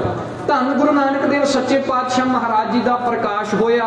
ਸਤਿਗੁਰਾਂ ਨੇ ਆਪਣੇ ਜੀਵਨ ਦੇ ਪਹਿਲੇ 7 ਸਾਲ ਆਪਣੇ ਮਾਤਾ ਅਤੇ ਆਪਣੇ ਪਿਤਾ ਜੀ ਦੀ ਦੇਖ ਰੇਖ ਵਿੱਚ ਬਤੀਤ ਕੀਤੇ। ਪਿਤਾ ਬਾਬਾ ਕਲਿਆਣ ਦਾਸ ਜੀ ਜਿਨ੍ਹਾਂ ਨੂੰ ਮਹਿਤਾ ਕਾਲੂ ਜੀ ਆਖਿਆ ਜਾਂਦਾ ਹੈ, ਸਾਧ ਸੰਗਤ ਜੀ, ਤੇ ਮਾਤਾ ਤ੍ਰਿਪਤਾ ਜੀ ਜੋ ਗੁਰੂ ਨਾਨਕ ਦੇਵ ਪਾਤਸ਼ਾਹ ਮਹਾਰਾਜ ਜੀ ਦੇ ਪ੍ਰਕਾਸ਼ ਦੇ ਨਾਲ ਤ੍ਰਿਪਤ ਹੋ ਚੁੱਕੇ ਸਨ, ਜਿਨ੍ਹਾਂ ਦੀਆਂ ਸਾਰੀਆਂ ਆਸਾਂ ਮੁਰਾਦਾਂ ਅਕਾਲ ਪੁਰਖ ਦੀ ਬਰਕਤ ਨਾਲ ਸੰਪੂਰਨ ਹੋ ਚੁੱਕੀਆਂ ਸਨ। ਕਿਉਂਕਿ ਜਨਮਿਆ ਪੂਤ ਭਗਤ ਗੋਬਿੰਦ ਕਾ, ਉਹ ਮਾਤਾ ਵੀ ਧਨ ਹੈ, ਉਹ ਪਿਤਾ ਵੀ ਧਨ ਹੈ, ਉਹ ਜਨਨੀ ਧਨ ਹੈ ਜਿਸ ਦੀ ਕੁੱਖ ਦੇ ਵਿੱਚੋਂ ਗੁਰੂ ਨੇ ਜਨਮ ਲਿਆ। ਸੋ ਸਤਿਗੁਰਾਂ ਦੀ ਆਮਦ ਦੇ ਨਾਲ ਮਾਤਾ ਤ੍ਰਿਪਤਾ ਜੀ ਧਨ ਹੋ ਚੁੱਕੇ ਸਨ। ਪਿਤਾ ਬਾਬਾ ਕਲਿਆਣ ਦਾਸ ਜੀ ਜਿਨ੍ਹਾਂ ਨੂੰ ਇਤਿਹਾਸ ਵਿੱਚ ਮਹਿਤਾ ਕਾਲੂ ਜੀ ਆਖਿਆ ਜਾਂਦਾ ਹੈ। ਮੇਰੀਆਂ ਸਤਿਕਾਰਯੋਗ ਭੈਣਾਂ ਦੇ ਅੱਗੇ ਬੇਨਤੀ ਹੈ ਕਿ ਤਵੱਜੋ ਦੇ ਕਰਕੇ ਸਰਵਣ ਕਰਨ ਦਾ ਯਤਨ ਜ਼ਰੂਰ ਕਰਨਾ। ਸਾਧ ਸੰਗਤ ਜੀ, ਮਹਿਤਾ ਕਲਿਆਣ ਦਾਸ ਜੀ, ਇਤਿਹਾਸ ਵਿੱਚ ਉਹਨਾਂ ਦਾ ਨਾਮ ਕਲਿਆਣ ਦਾਸ ਆਇਆ। ਉਹਨਾਂ ਦੇ ਨਾਮ ਦੇ ਅਗੇਤਰ ਇੱਕ ਵਿਸ਼ੇਸ਼ਣ ਲੱਗਦਾ, ਉਹ ਵਿਸ਼ੇਸ਼ਣ ਸੀ ਮਹਿਤਾ। ਇਹ ਮਹਿਤਾ ਕੋਈ ਉਹਨਾਂ ਦੀ ਜਾਤ ਜਾਂ ਗੋਤ ਨਹੀਂ ਸੀ, ਇਹ ਮਹਿਤਾ ਉਹਨਾਂ ਦਾ ਅਹੁਦਾ ਸੀ। ਇਤਿਹਾਸ ਇਹ ਦੱਸਦਾ ਆਇਆ ਹੈ ਕਿ ਬਾਬਾ ਕਾਲੂ ਜੀ ਰਾਏ ਬੁਲਾਰ ਦੀ ਜ਼ੈਲ ਦੇ ਵਿੱਚ ਇੱਕ ਪਟਵਾਰੀ ਸਨ। ਪਟਵਾਰੀ ਤਾਂ ਬਹੁਤ ਛੋਟਾ ਜਿਹਾ ਅਹੁਦਾ, ਪਟਵਾਰੀ ਇੱਕ ਬਹੁਤ ਛੋਟਾ ਜਿਹਾ ਅਹੁਦਾ ਮੌਜੂਦਾ ਸਮੇਂ ਦੇ ਵਿੱਚ। ਭਾਈ ਗੁਰੂ ਨਾਨਕ ਪਾਤਸ਼ਾਹ ਮਹਾਰਾਜ ਜੀ ਦੇ ਸਤਿਕਾਰਯੋਗ ਪਿਤਾ ਬਾਬਾ ਕਾਲੂ ਜੀ ਦੇ ਕੋਲ ਜੋ ਮਹਿਕਮਾ ਸੀ, ਉਹ ਮਹਿਕਮਾ ਇਹ ਸੀ ਕਿ ਰਾਏ ਬੁਲਾਰ ਦੇ ਅਧੀਨ ਜਿੰਨੇ ਵੀ ਪਿੰਡ ਆਉਂਦੇ ਨੇ ਜਾਂ ਉਹ ਪਿੰਡਾਂ ਦੇ ਅਧੀਨ ਜਿੰਨੀ ਵੀ ਜ਼ਮੀਨ ਹੈ, ਬਾਬਾ ਕਲਿਆਣ ਦਾਸ ਜੀ ਦਾ ਕੰਮ ਇਹ ਸੀ ਉਸ ਸਾਰੀ ਜ਼ਮੀਨ ਦਾ ਲੇਖਾ ਜੋਖਾ, ਕਿਹੜੇ ਮਜਾਰੇ ਦੇ ਕੋਲ ਕਿੰਨੀ ਵਗ ਰਹੀ ਹੈ, ਕਿੰਨੇ ਮਾਲੀਆ ਦਿੱਤਾ ਜਾਂ ਕਿੰਨੇ ਨਹੀਂ ਦਿੱਤਾ। ਅੱਜ ਅਸੀਂ ਇਸ ਅਹੁਦੇ ਨੂੰ ਪਟਵਾਰੀ ਕਹਿ ਦਿੱਤਾ। ਉਹ ਪਟਵਾਰੀ ਤੋਂ ਬਹੁਤ ਉੱਚਾ ਅਹੁਦਾ ਸੀ, ਉਸ ਅਹੁਦੇ ਦਾ ਨਾਮ ਸੀ ਮਹਿਤਾ। ਆਸਾ ਜੀ ਦੀ ਵਾਰ ਦੀ ਬਾਣੀ ਪੜ੍ਹੀਏ, ਗੁਰੂ ਨਾਨਕ ਪਾਤਸ਼ਾਹ ਮਹਾਰਾਜ ਜੀ ਨੇ ਕੁਝ ਰਾਜਤੰਤਰ ਦੇ ਅਹੁਦਿਆਂ ਦਾ ਜ਼ਿਕਰ ਕੀਤਾ। ਲੱਭ ਪਾਪ ਦੋਏ ਰਾਜਾ ਮਹਿਤਾ, ਰਾਜਾ ਅਤੇ ਮਹਿਤਾ ਦਾ ਜ਼ਿਕਰ ਕੀਤਾ। ਰਾਜਾ ਅਲੱਗ ਹੈ, ਮਹਿਤਾ ਅਲੱਗ ਹੈ। ਰਾਜੇ ਦੇ ਸਲਾਹਕਾਰ ਨੂੰ ਮਹਿਤਾ ਆਖਿਆ ਜਾਂਦਾ ਹੈ। ਇੱਕ ਚੰਗੇ ਜਗੀਰਦਾਰ ਦੇ ਸਲਾਹਕਾਰ ਨੂੰ ਮਹਿਤਾ ਆਖਿਆ ਜਾਂਦਾ ਹੈ। ਧੰਨ ਗੁਰੂ ਨਾਨਕ ਪਾਤਸ਼ਾਹ ਮਹਾਰਾਜ ਜੀ ਦੇ ਸਤਿਕਾਰਯੋਗ ਪਿਤਾ ਰਾਏ ਬੁਲਾਰ ਦੀ ਉਸ ਜੈਲ ਵਿੱਚ ਬਹੁਤ ਹੀ ਵੱਡੇ ਅਹੁਦੇ ਤੇ ਸਨ। 7 ਸਾਲ ਸੱਚੇ ਪਾਤਸ਼ਾਹ ਨੇ ਆਪਣੇ ਮਾਤਾ ਅਤੇ ਪਿਤਾ ਦੀ ਦੇਖ ਰੇਖ ਵਿੱਚ ਬਤੀਤ ਕੀਤੇ। 7ਵੇਂ ਸਾਲ ਸਤਿਗੁਰਾਂ ਦੇ ਮਾਪਿਆਂ ਨੇ ਸਤਿਗੁਰਾਂ ਨੂੰ ਪਾਂਧੇ ਪਾਸ ਪੜ੍ਹਨੇ ਭੇਜਿਆ, ਸੰਸਕ੍ਰਿਤ ਪੜ੍ਹਨ ਭੇਜਿਆ ਪੰਡਿਤ ਬ੍ਰਿਜਨਾਥ ਜੀ ਪਾਸ। ਤਾਂ ਧੰਨ ਗੁਰੂ ਨਾਨਕ ਪਾਤਸ਼ਾਹ ਮਹਾਰਾਜ ਜੀ ਨੇ ਪਾਂਧੇ ਨੂੰ ਪੜ੍ਹਾ ਦਿੱਤਾ। ਆਸਾ ਰਾਗ ਵਿੱਚ 430 ਅੰਗ ਉੱਪਰ ਧੰਨ ਗੁਰੂ ਨਾਨਕ ਪਾਤਸ਼ਾਹ ਮਹਾਰਾਜ ਜੀ ਦੀ ਬਾਣੀ ਹੈ। ਆਸਾ ਮਹੱਲਾ ਪਹਿਲਾ ਪੱਟੀ ਲਿਖੀ ਦੇ ਸਰਲੇਖ ਹੇਠ ਪੱਟੀ ਬਾਣੀ ਹੈ ਸਤਿਗੁਰਾਂ ਦੀ, ਜਿਸ ਵਿੱਚ ਸਤਿਗੁਰਾਂ ਨੇ ਜਦੋਂ ਪਾਂਧੇ ਨੇ ਆਖਿਆ ਜਦੋਂ ਪਾਂਧੇ ਨੇ ਪੜਾਉਣਾ ਸ਼ੁਰੂ ਕੀਤਾ ਤਾਂ ਸਤਿਗੁਰਾਂ ਨੇ ਊੜੇ ਤੋਂ ਲੈ ਕੇ ਰਾੜੇ ਤੱਕ ਅੱਖਰ ਉਚਾਰਨ ਕਰ ਦਿੱਤੇ। ਹਾਲਾਂਕਿ ਉਦੋਂ ਊੜਾ ਐੜਾ ਨਹੀਂ ਸੀ। ਊੜੇ ਤੋਂ ਲੈ ਕੇ ਰਾੜੇ ਤੱਕ ਅੱਖਰ ਗੁਰੂ ਨਾਨਕ ਮਹਾਰਾਜ ਨੇ ਆਪ ਫਿਰ ਉਦੋਂ ਉਚਾਰਨ ਕੀਤੇ। ਭਾਈ ਬਾਲਾ ਜੀ ਦੀ ਜਨਮ ਸਾਖੀ ਦੇ ਅਨੁਸਾਰ ਇਹਨਾਂ ਅੱਖਰਾਂ ਦੇ ਆਧਾਰ ਤੇ ਸਤਿਗੁਰਾਂ ਨੇ ਸ਼ਬਦ ਵੀ ਉਚਾਰਨ ਕੀਤੇ। ਪਾਂਧੇ ਨੇ ਪੜਾਉਣ ਦਾ ਯਤਨ ਕੀਤਾ। ਸਤਿਗੁਰਾਂ ਨੇ ਪੱਟੀ ਬਾਣੀ ਦਾ ਪਹਿਲਾ ਸ਼ਬਦ ਸਤਿਗੁਰਾਂ ਨੇ ਉਚਾਰਨ ਕੀਤਾ। ਮਹਾਰਾਜ ਨੇ ਅਰਜ਼ ਕੀਤੀ, ਮਹਾਰਾਜ ਨੇ ਫਰਮਾਇਆ, ਸੱਸੈ ਸੋਏ ਸ੍ਰਿਸ਼ਟ ਜਿਨ ਸਾਜੀ ਸਭਨਾ ਸਾਹਿਬ ਏਕ ਭਇਆ। ਸਤਿਗੁਰਾਂ ਨੇ ਊੜੇ ਨੂੰ ਸੰਬੋਧਨ ਹੋ ਕੇ ਫਰਮਾਨ ਕੀਤਾ, ਊੜੈ ਉਪਮਾ ਤਾਂ ਕੀ ਕੀਜੈ ਜਾਂ ਕਾ ਅੰਤ ਨਾ ਪਾਇਆ। ਸਤਿਗੁਰਾਂ ਨੇ ਫਰਮਾਨ ਕੀਤਾ ਨੰਗੇ ਅੱਖਰ ਤੇ। ਸਾਧ ਸੰਗਤ ਜੀ, ਅਸੀਂ ਨੰਗਾ ਪੜ੍ਹਦੇ ਆਏ ਆ ਨਾ, ਸੰਗਤ ਦੇ ਵਿੱਚ ਬੱਚੇ ਵੀ ਬੈਠੇ ਨੇ ਸਕੂਲਾਂ 'ਚ ਪੜ੍ਹਨ ਵਾਲੇ। ਮੈਂ ਬੱਚਿਆਂ ਨੂੰ ਸੰਬੋਧਨ ਹੋ ਕੇ ਆਖਾਂਗਾ ਕਿ ਤੁਸੀਂ ਸਕੂਲਾਂ 'ਚ ਪੜ੍ਹਦੇ ਹੋ, ਊੜਾ ਐੜਾ ਪੜ੍ਹਦੇ ਆ। ਜਦੋਂ ਨੰਗਾ ਅੱਖਰ ਆਉਂਦਾ ਤੇ ਤੁਹਾਡੇ ਟੀਚਰ, ਤੁਹਾਡੇ ਅਧਿਆਪਕ ਤੁਹਾਨੂੰ ਕੀ ਕਹਿੰਦੇ ਨੇ? ਊੜੇ ਤੋਂ ਹੋ ਗਿਆ ਊਠ, ਐੜੇ ਤੋਂ ਹੋ ਗਿਆ ਅੰਬ। ਜਦੋਂ ਨੰਗੇ ਦਾ ਅੱਖਰ ਆਉਂਦਾ ਤੇ ਉਹ ਚੁੱਪ ਕਰਕੇ ਕਹਿ ਦਿੰਦੇ ਨੇ ਜੀ ਨੰਗਾ ਖਾਲੀ। ਕੀ ਕਹਿ ਦਿੰਦੇ ਨੇ? नंगा खाली। धन गुरु नानक पातशाह महाराज ने नंगे नूं भी खाली नहीं रहन दिता। पट्टी बाणी पढ़ के देखो, जदों पांदे दे नाल गोश्त करदे आ, पांदे नूं जदों आत्मिक ज्ञान दृढ़ करवाउंदे आ, सतगुरां ने जदों अखरां दी तरतीब विचों नंगे दा जिक्र कीता, सतगुरां ने नंगे नूं भी खाली ना रहन दिता। महाराज ने फरमाया नंगा ज्ञान, नंगा ज्ञान बूझे जे कोई, पढ़िया पंडित सोई। कि पढ़िया पंडित ओही है जो अंदरों खाली है, जो नंगा ज्ञान बूझे जे कोई, पढ़िया पंडित सोई। अपने अंदर दी ऊणताई नूं जान करके पार ब्रह्म दा ज्ञान बुझ लैंदा। पढ़िया पंडित ओही है। धन गुरु अर्जन देव महाराज ने भी 52 अखरी दे विच फरमा दिता, नंगा ज्ञान, माफ करना, नंगा ज्ञान नहीं मुख बातों। कि जो ज्ञान है कला गल्लां दे नाल नहीं। मुकदी गल 7 साल दी उम्र विच सतगुरां नूं तां पांदे कोल पढ़ने पाया, पर महान सतगुरां ने पांदे नूं पढ़ने पा दिता। पांदा भी गदगद हो गया। सतगुरां दे सन्मुख जिवें भाई बाला जी ने फरमान कीता, पांदे ने बाबा कालू जी नूं संबोधन हो के आख्या, कहंदे मेहता जी तुहाडा पुत्र कोई वड्डी अजमत वाला होया है, ये तुहाडे घर कोई वली पैदा होया है, ये तां धुर दरगाहों ही पढ़िया आया है, साडी औकात नहीं इस नूं पढ़ावने दी। ये भाई बाला जी दे बोल ने, उस जन्म साखी दे बोल। सो साध संगत जी, राय बुलार दी हदायत दे नाल फिर सतगुरां नूं मौलवी दे पास पढ़ने पाया गया। साध संगत जी, समा सीमित रह चुका, मैं टूक मात्र आप जी दे नाल विचारां करके धन गुरु नानक पातशाह महाराज जी दी बगदाद फेरी दा जो चित्रण है वो साझा करके आप जी को खिमा दे जाचक हो जाना। धन गुरु नानक देव सच्चे पातशाह महाराज जी पंडित ब्रिजनाथ तो बाद मौलवी कुतुबुद्दीन पास सतगुर जी फारसी पढ़न गए। सतगुरां ने उत्थे भी शब्द उच्चारण कीते जो तलंग राग दे विच अंकित हन। यक अर्ज गुफ्तम पेश तो दर गोश कुन करतार हका यक अर्ज गुफ्तम पेश तो दर गोश कुन करतार। सतगुरां ने वो फारसी दे शब्द उच्चारण कीते। सतगुरां ने शिहरफी उस मौलवी कुतुबुद्दीन दे कहण तो पहला ही सतगुरां ने उच्चारण कर दिती। समा आया, सतगुरां दी 11 साल दी अवस्था हुई। पंडित हरदयाल ने जनेऊ पाउणा चाहया। सतगुरां ने जनेऊ संस्कार दा खंडन करके सवाल कीता, दया कपास संतोख सूत जट गंढी सतवट, एह जनेऊ जी का हैदा पांडे कत, जे पांडे इदां दा जनेऊ है तां मेरे गल विच पा दे। एड़ा जनेऊ ना ए टुटे ना मल लगे ना ए जले ना जाए। धन सो मन स्नान का जो गल चले पाए। धन गुरु नानक पातशाह महाराज जी ने जनेऊ खंडन का भी संस्कार कर दिता उम्र के उस 11वें साल दे विच। धन गुरु नानक पातशाह महाराज मज्जियां दे शेड़ू बने। इत्थे ही सर्प की छां करने वाली गल सामने आई। जदों राय बुलार ने वेखिया सतगुरां दे चेहरे उपर सप ने छां कीती है, राय बुलार अपने घोड़े तो उतरिया, सतगुरां दे चरनां दे उपर शीश झुकाया, पिता मेहता कालू जी दे कोल गया। राय बुलार साध संगत जी बचन सरवण करने वाला। जदों राय बुलार ने वेखिया सतगुरां दे शीश उपर सर्प ने छां कीती है, सतगुरां दे शीश उपर सर्प ने छां कीती है, तां राय बुलार उसे समय ही घोड़े तो उतर के सतगुरां दे चरनां विच मत्था टेकिया। सतगुरां नूं नाल लैके राय बुलार पिता जी दे कोल पुज्जा। राय बुलार ने पिता जी नूं संबोधन हो के आख्या, कहंदे कालू जीओ ये तुहाडा पुत्र कोई आम मनुख नहीं, तुहाडा पुत्र कोई आम मानव नहीं, ये तां खुदाए दा रूप है। मेरी हदायत है आप जी नूं। साध संगत जी जन्म साखी दे बोल ने। राय बुलार ने कहा पिता कालू जी नूं कि तुहाडा पुत्र तां खुदाए दा रूप है, ये कोई आम मनुख नहीं। साडी हदायत है तुसां नूं, इस दा मूंह नहीं फिटकारना, इस नूं झिड़कना नहीं, एदी इस नूं झिड़केगा तां खुदाए दी झिड़क पएगी। राय बुलार जी ने कहा कालू इस नूं झिड़कना नहीं, एदे सदका मेरा शहर वसदा है, एदे सदका मेरा शहर वसदा है, इस नूं झिड़कना नहीं, इस दा मूंह नहीं फिटकारना।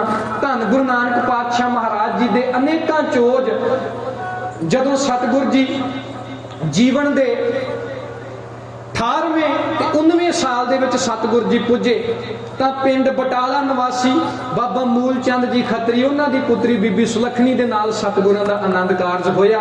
मूल मंत्र फट्टी उपर लिख करके सतगुरां ने उस समय जिवें जनेऊ खंडन दा संस्कार कीता, इस तरीके नाल ही सतगुरां ने वेदी दिवाले लावां लैण दी उस रीत नूं नकार के ਸ਼ਬਦ ਦੁਆਲੇ ਸਤਿਗੁਰਾਂ ਨੇ ਲਾਵਾਂ ਲਈਆਂ। ਧੰਨ ਗੁਰੂ ਨਾਨਕ ਪਾਤਸ਼ਾਹ ਮਹਾਰਾਜ ਜੀ ਨੇ ਆਪਣੇ ਜੀਵਨ ਦੇ ਚੌਥੇ ਦਹਾਕੇ ਵਿੱਚ ਉਦਾਸੀਆਂ ਦਾ ਦੌਰ ਪ੍ਰਾਰੰਭ ਕੀਤਾ। ਸਮੇਂ ਸੀਮਤ ਕਰਕੇ ਮੈਂ ਸਾਧ ਸੰਗਤ ਜੀ ਅਗਾਂਹ ਜਾ ਰਿਹਾ। ਜੀਵਨ ਦੇ ਆਪਣੇ ਚੌਥੇ ਦਹਾਕੇ ਦੇ ਅੱਧ ਵਿੱਚ 36ਵੇਂ 37ਵੇਂ ਸਾਲ ਦੇ ਸਮੇਂ ਦੌਰਾਨ ਸਤਿਗੁਰਾਂ ਨੇ ਵੇਈ ਨਦੀ ਵਿੱਚ 3 ਦਿਨ ਅਲੋਪ ਰਹਿ ਕਰਕੇ ਨਾਅਰਾ ਦਿੱਤਾ, ਨਾ ਹਮ ਹਿੰਦੂ ਨਾ ਮੁਸਲਮਾਨ। ਇਸ ਸਮੇਂ ਸਤਿਗੁਰਾਂ ਨੇ ਉਦਾਸੀਆਂ ਦਾ ਦੌਰ ਪ੍ਰਾਰੰਭ ਕੀਤਾ। ਸਤਿਗੁਰ ਜੀ ਸੁਲਤਾਨਪੁਰ ਤੋਂ ਲਾਹੌਰ ਗਏ। ਲਾਹੌਰ ਤੋਂ ਸਤਿਗੁਰ ਜੀ ਦੁਨੀ ਚੰਦ ਨਾਮ ਦੇ ਇੱਕ ਧਨਾੜ ਨੂੰ ਸ਼ਰਾਧਾਂ ਦੀ ਜੋ ਮਹਾਨਤਾ ਹੈ ਉਹਦਾ ਖੰਡਨ ਕਰਕੇ ਸਤਿਗੁਰਾਂ ਨੇ ਦੁਨੀ ਚੰਦ ਨੂੰ ਸਿੱਧੇ ਰਸਤੇ ਪਾਇਆ। ਉਸ ਤੋਂ ਬਾਅਦ ਧੰਨ ਗੁਰੂ ਨਾਨਕ ਦੇਵ ਸੱਚੇ ਪਾਤਸ਼ਾਹ ਮਹਾਰਾਜ ਜੀ ਤਲਵੰਡੀ ਪੁੱਜੇ ਆਪਣੇ ਮਾਤਾ ਅਤੇ ਪਿਤਾ ਨੂੰ ਮਿਲਣ। ਤਲਵੰਡੀ ਵਿਖੇ ਮਾਤਾ ਅਤੇ ਪਿਤਾ ਦੇ ਚਰਨ ਸਪਰਸ਼ ਕਰਕੇ ਸਤਿਗੁਰ ਜੀ ਸੈਦਪੁਰ ਪੁੱਜੇ। ਸਤਿਗੁਰਾਂ ਨੇ ਉੱਥੇ ਮਲਕ ਭਾਗੋ ਦਾ ਹੰਕਾਰ ਤੋੜਿਆ ਅਤੇ ਭਾਈ ਲਾਲੋ ਦੀ ਕੋਦਰੇ ਦੀ ਰੋਟੀ ਛਕੀ। ਸੈਦਪੁਰ ਤੋਂ ਸਤਿਗੁਰ ਜੀ ਹਰਿਦੁਆਰ ਪੁੱਜੇ। ਹਰਿਦੁਆਰ ਤੋਂ ਫਿਰ ਧੰਨ ਗੁਰੂ ਨਾਨਕ ਪਾਤਸ਼ਾਹ ਮਹਾਰਾਜ ਜੀ ਨੇ ਭਾਰਤ ਦੇ ਪੂਰਬ ਪਾਸੇ ਵੱਲ ਜਿੰਨੇ ਵੀ ਹਿੰਦੂ ਧਰਮਾਂ ਦੇ ਤੀਰਥ ਸਨ, ਹਰਿਦੁਆਰ, ਪ੍ਰਯਾਗਰਾਜ, ਉੜੀਸਾ, ਜਗਨਨਾਥਪੁਰੀ, ਮਥੁਰਾ ਇਤਿਆਦ, ਵਰਿੰਦਾਵਨ, ਜਿੰਨੇ ਵੀ ਸਥਾਨ ਸਨ, ਸਾਰਿਆਂ ਤੇ ਜਾ ਕਰਕੇ ਸਤਿਗੁਰਾਂ ਨੇ ਪੰਡਤਾਂ ਨੂੰ ਵਿਚਾਰ ਦੇ ਵਿੱਚ ਹਰਾਇਆ। ਪੂਰਬ ਦੇ ਜਿੰਨੇ ਵੀ ਭਗਤ ਸਨ, ਭਗਤ ਕਬੀਰ ਜੀ, ਭਗਤ ਰਵਿਦਾਸ ਜੀ, ਭਗਤ ਧੰਨਾ ਜੀ, ਭਗਤ ਤਰਲੋਚਨ ਜੀ, ਭਗਤ ਬੇਣੀ ਜੀ, ਭਗਤ ਸੂਰਦਾਸ ਜੀ ਇਤਿਆਦ, ਸਾਰਿਆਂ ਦੀਆਂ ਬਾਣੀਆਂ ਸਤਿਗੁਰਾਂ ਨੇ ਇਕੱਤਰ ਕੀਤੀਆਂ। ਦੂਜੀ ਉਦਾਸੀ ਦੇ ਸਮੇਂ ਧੰਨ ਗੁਰੂ ਨਾਨਕ ਪਾਤਸ਼ਾਹ ਮਹਾਰਾਜ ਸੁਮੇਰ ਪਰਬਤ ਤੇ ਗਏ। ਭਾਈ ਗੁਰਦਾਸ ਫਰਮਾਉਂਦੇ ਨੇ ਫਿਰ ਜਾਏ ਚੜਿਆ ਸੁਮੇਰ ਪਰ ਸਿੱਧ ਮੰਡਲੀ ਦ੍ਰਿਸ਼ਟੀ ਆਈ। ਇੱਥੇ ਹੀ ਸਤਿਗੁਰਾਂ ਨੇ ਸਿੱਧਾਂ ਦੇ ਨਾਲ ਗੋਸ਼ਟੀ ਦੇ ਦੌਰਾਨ ਆਪਣੀਆਂ ਉਦਾਸੀਆਂ ਦਾ ਵੇਰਵਾ ਸਾਂਝਾ ਕੀਤਾ ਅਤੇ ਸਤਿਗੁਰਾਂ ਨੇ ਸ਼ਬਦ ਦੀ ਮਹਾਨਤਾ ਰੂਪਮਾਨ ਕੀਤੀ। ਜਦੋਂ ਸਿੱਧਾਂ ਨੇ ਪੁੱਛਿਆ ਕਵਨ ਮੂਲ ਕਵਨ ਮਤ ਵੇਲਾ ਤੇਰਾ ਕਵਨ ਗੁਰੂ ਜਿਸਕਾ ਤੂੰ ਚੇਲਾ, ਸਤਿਗੁਰਾਂ ਨੇ ਫਰਮਾਨ ਕੀਤਾ ਪਵਨ ਆਰੰਭ ਸਤਿਗੁਰ ਮਤ ਵੇਲਾ, ਸ਼ਬਦ ਗੁਰੂ ਸੁਰਤ ਧੁਨ ਚੇਲਾ। ਤੀਸਰੀ ਉਦਾਸੀ ਸਤਿਗੁਰਾਂ ਨੇ ਅਰਬ ਵੱਲ ਨੂੰ ਪ੍ਰਾਰੰਭ ਕੀਤੀ। ਧੰਨ ਗੁਰੂ ਨਾਨਕ ਮਹਾਰਾਜ ਲਾਹੌਰ ਤੋਂ ਸਤਿਗੁਰ ਜੀ ਸਿੰਧ ਪੁੱਜੇ। ਸਿੰਧ ਤੋਂ ਸ਼ਿਕਾਰਪੁਰ, ਸ਼ਿਕਾਰਪੁਰ ਤੋਂ ਲਾਸਾ ਬੇਲਾ, ਲਾਸਾ ਬੇਲਾ ਤੋਂ ਮੇਕਰਾਨ, ਮੇਕਰਾਨ ਤੋਂ ਧੰਨ ਗੁਰੂ ਨਾਨਕ ਮਹਾਰਾਜ ਹਿੰਗਲਾਜ ਪੁੱਜੇ। ਹਿੰਗਲਾਜ ਤੋਂ ਸਤਿਗੁਰ ਜੀ ਮੱਕੇ ਪੁੱਜੇ। ਮੱਕੇ ਵਿਖੇ ਕਾਬਾ ਮੰਦਿਰ ਹੈ। ਕਾਬੇ ਵਾਲੀ ਸਾਖੀ ਬਹੁਤ ਮਸ਼ਹੂਰ ਹੈ। ਜਦੋਂ ਸਤਿਗੁਰ ਜੀ ਕਾਬੇ ਵੱਲ ਨੂੰ ਪੈਰ ਕਰਕੇ ਲੇਟ ਗਏ ਸਨ, ਭਾਈ ਗੁਰਦਾਸ ਜੀ ਨੇ ਅੰਕਿਤ ਕੀਤਾ। ਮੈਂ ਮੱਕੇ ਦੀ ਨਹੀਂ, ਮੈਂ ਬਗਦਾਦ ਵਾਲੀ ਸਾਖੀ ਆਪ ਜੀ ਦੇ ਨਾਲ ਵਿਸਥਾਰ ਪੂਰਵਕ ਸਾਂਝੀ ਕਰਨੀ ਹੈ। ਮੱਕੇ ਤੋਂ ਬਾਅਦ ਸਤਿਗੁਰ ਜੀ ਮਦੀਨੇ ਪੁੱਜੇ। ਮਦੀਨੇ ਹਜ਼ਰਤ ਮੁਹੰਮਦ ਸਾਹਿਬ ਦੀ ਮੌਤ ਹੋਈ ਸੀ, ਵਫਾਤ ਹੋਈ ਸੀ ਤੇ ਮੱਕੇ ਵਿੱਚ ਉਹਨਾਂ ਦਾ ਜਨਮ ਹੋਇਆ ਸੀ। ਮੱਕਾ ਇਸਲਾਮ ਧਰਮ ਦਾ ਕੇਂਦਰ ਸੀ। ਮਦੀਨੇ ਤੋਂ ਬਾਅਦ ਸਤਿਗੁਰ ਜੀ ਬਸਰੇ ਪੁੱਜੇ। ਬਸਰੇ ਤੋਂ ਬਾਅਦ ਸਤਿਗੁਰ ਜੀ ਕਰਬਲਾ ਪੁੱਜੇ। ਕਰਬਲਾ ਤੋਂ ਬਾਅਦ ਸਤਿਗੁਰ ਜੀ ਬਗਦਾਦ ਪੁੱਜੇ। ਇਹ ਬਗਦਾਦ ਨਸ਼ੀਰਵਾਂ ਬਾਦਸ਼ਾਹ ਦਾ ਸ਼ਹਿਰ ਸੀ, ਜਿੱਥੇ ਖਿਲਾਫਤ ਦਾ 80 ਵਰੇ ਗੜ ਰਹਿ ਚੁੱਕਾ ਸੀ। ਧੰਨ ਗੁਰੂ ਨਾਨਕ ਮਹਾਰਾਜ ਇੱਥੋਂ ਦੇ ਮੌਲਵੀਆਂ ਨੂੰ, ਇੱਥੋਂ ਦੇ ਵਿਦਵਾਨਾਂ ਨੂੰ ਇਹ ਦ੍ਰਿੜ ਕਰਾਉਣ ਵਾਸਤੇ ਗਏ ਕਿ ਕੀਰਤਨ ਹਰਾਮ ਨਹੀਂ, ਜੋ ਰਾਗ ਹੈ ਉਹ ਹਰਾਮ ਨਹੀਂ। ਕੀਰਤਨ ਆਤਮਿਕ ਉੱਚਤਾ ਦਾ ਇੱਕ ਵਸੀਲਾ ਹੈ। ਜੇ ਧੁਰ ਕੀ ਬਾਣੀ ਨੂੰ ਰਾਗਾਂ ਦੇ ਭਾਂਡਿਆਂ ਵਿੱਚ ਪਾ ਕੇ ਮਨੁੱਖ ਜਾਤੀ ਦੇ ਸਨਮੁਖ ਰੱਖਿਆ ਜਾਵੇ ਤਾਂ ਮਨੁੱਖ ਰੱਬ ਨੂੰ ਮਿਲ ਸਕਦਾ ਹੈ। ਧੰਨ ਗੁਰੂ ਨਾਨਕ ਮਹਾਰਾਜ ਜੱਗ ਨੂੰ ਤਾਰਦੇ ਹੋਏ ਮੱਕੇ ਤੇ ਮਦੀਨੇ ਤੋਂ ਮਹਾਰਾਜ ਬਗਦਾਦ ਇਉਂ ਪੁੱਜੇ।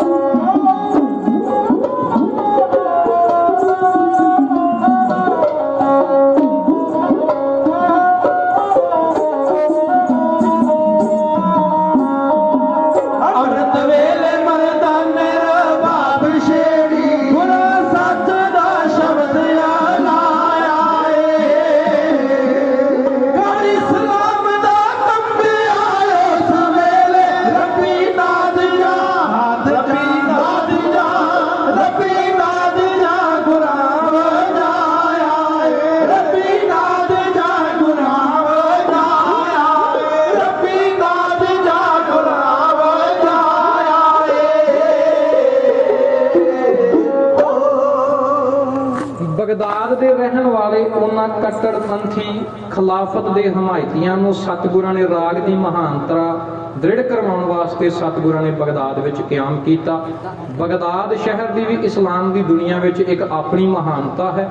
ਇਸਲਾਮ ਧਰਮ ਦੇ ਪੈਗੰਬਰ ਹਜ਼ਰਤ ਮੁਹੰਮਦ ਸਾਹਿਬ ਤੋਂ ਬਾਅਦ ਇਸਲਾਮ ਦੇ ਵਿੱਚ ਖਲੀਫਿਆਂ ਦੀ ਮਹਾਨਤਾ ਹੈ। ਤਾਂ ਇਸਲਾਮ ਧਰਮ ਦੇ ਪਹਿਲੇ 4 ਖਲੀਫੇ ਹਜ਼ਰਤ ਅਲੀ, ਅਬੂ ਬਕਰ, ਉਮਰ ਅਤੇ ਉਸਮਾਨ।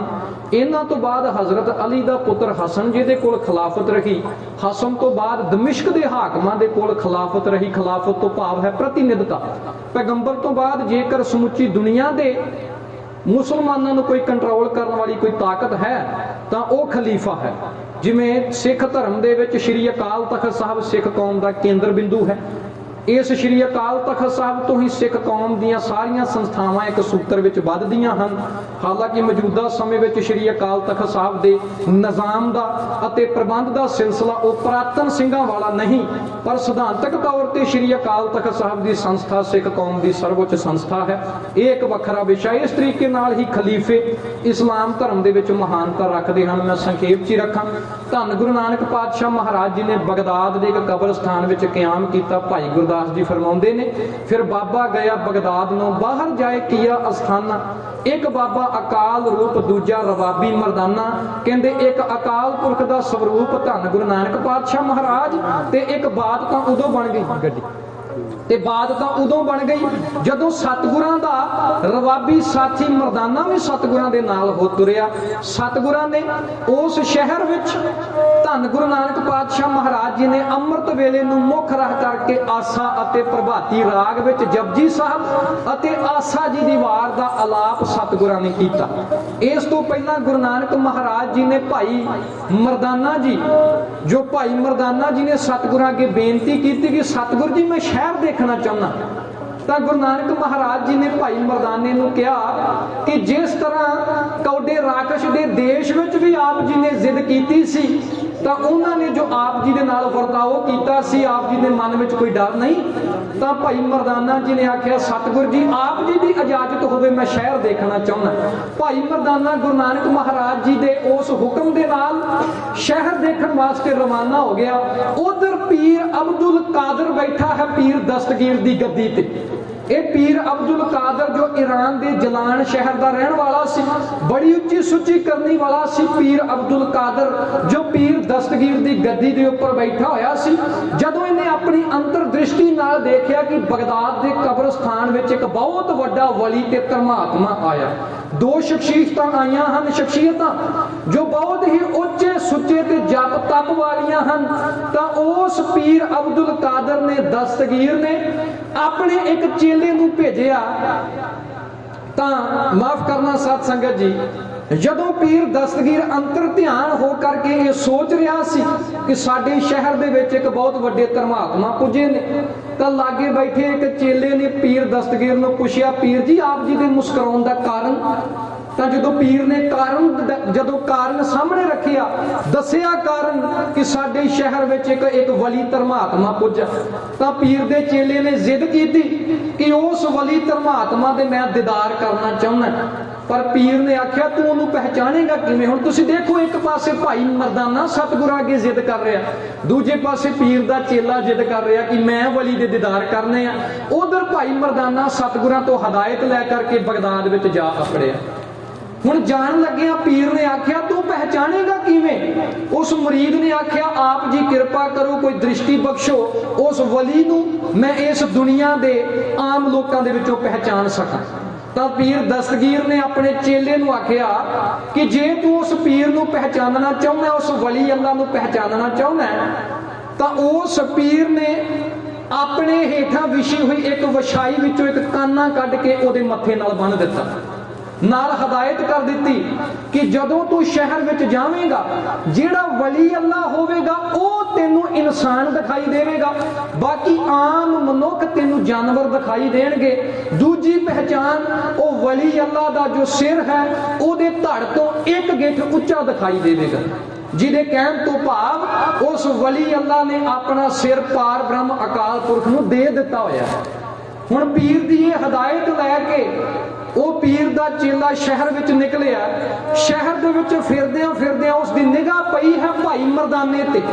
ਉਸ ਨੂੰ ਸਾਰੇ ਇਨਸਾਨ, ਜਾਨਵਰ ਅਤੇ ਜਾਨਵਰਾਂ ਦਾ ਰੂਪ ਦਿਖਾਈ ਦਿੱਤੇ। ਜਦੋਂ ਭਾਈ ਮਰਦਾਨਾ ਸਾਹਮਣੇ ਆਇਆ ਤਾਂ ਪੀਰ ਦੀ ਗੱਲ ਅਨੁਸਾਰ ਭਾਈ ਮਰਦਾਨਾ ਉਸ ਨੂੰ ਇਨਸਾਨੀ ਜਾਮੇ ਵਿੱਚ ਦਿਖਾਈ ਦਿੱਤਾ, ਅਤੇ ਦੂਜੀ ਗੱਲ ਅਨੁਸਾਰ ਭਾਈ ਮਰਦਾਨੇ ਦਾ ਸਿਰ ਵੀ ਧੜ ਤੋਂ ਇੱਕ ਗਿੱਠ ਉੱਚਾ ਦਿਖਾਈ ਦਿੱਤਾ।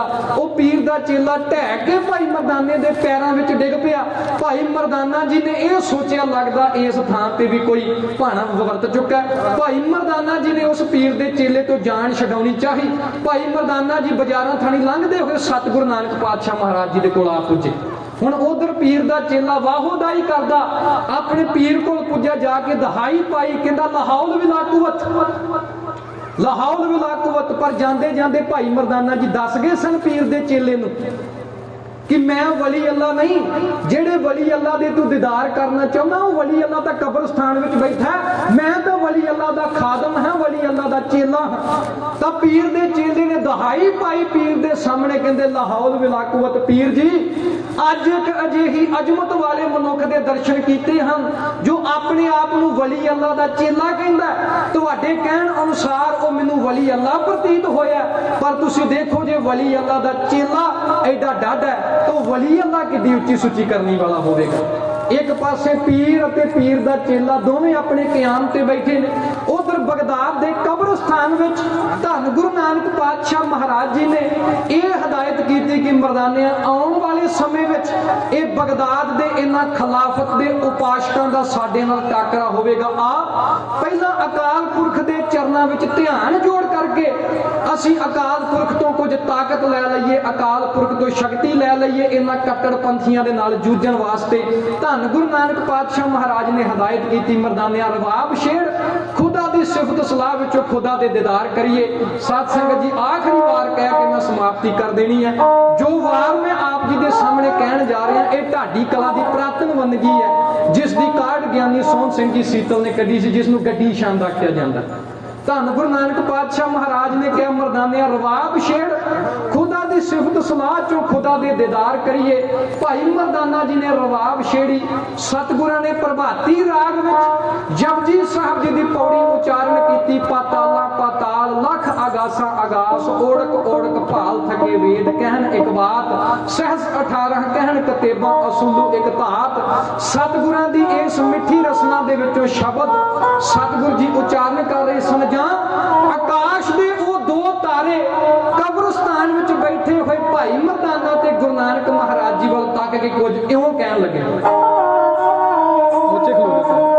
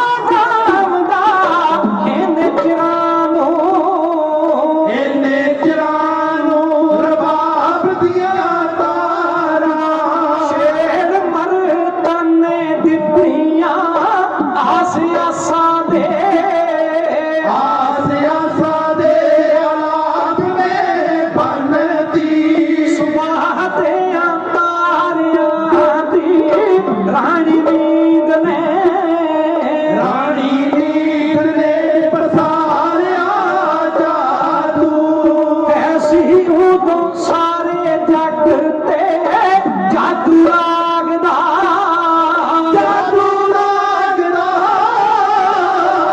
ਰਾਗਦਾ ਰਾਗਦਾ ਛਾ ਗਿਆ ਸਾਰੇ ਹੋਵਣ ਤਿਨ ਝੂਮ ਉੱਠੇ ਰੱਬੀ ਰੰਗ ਚ ਰੱਬੀ ਰੰਗ ਚ ਕੇ ਗੁਰੂ ਨਾਨਕ ਸਾਜੀ ਦੀ ਮਾਰ ਗਾਵਦੇ ਵਾਰ ਵਾਰ ਪਈ ਵਾਰ ਵਾਰ ਬਲਹਾਰੇ ਜਾਏ ਕੁਦਰਤ ਰੱਬ ਦੀ ਤੋਂ ਕੌਜ ਦੇ ਵਿੱਚ ਪਈ ਜਿਹਦੇ ਵਿੱਚ ਪਰ ਕਿਰਤੀ ਵਸਾਇਆ ਕਿਸੇ ਦਾ ਧਿਆਨ ਤੋਂ ਬਿਨਾ ਹੀ ਨਾ ਗਿਆਨ ਤੋਂ ਬਿਨ ਗਿਆਨ ਤੋਂ ਹਨੇਰੇ ਵਿੱਚ ਠਾਰਿਆ ਹੁਕਮ ਮਨੁੱਖ ਜਗ ਤੇ ਇੱਕੋ ਪਿਤਾ ਦੇ ਕੋਈ ਕੋ ਪਿਤਾ ਦੇ ਪੁੱਤਰ ਹਾਂ ਸਾਰੇ ਜਗ ਤਾਈ ਵਿਛੜ ਗਿਆ ਇਸ ਜਲ ਦੇ ਓਏ ਇਸ ਜਲ ਦੇ ਜਗਤ ਨੂੰ ਰੱਖ ਲੈ ਬੇਨਤੀ ਅਕਾਲ ਦੇ ਅੱਗੇ ਕਰ ਦੇ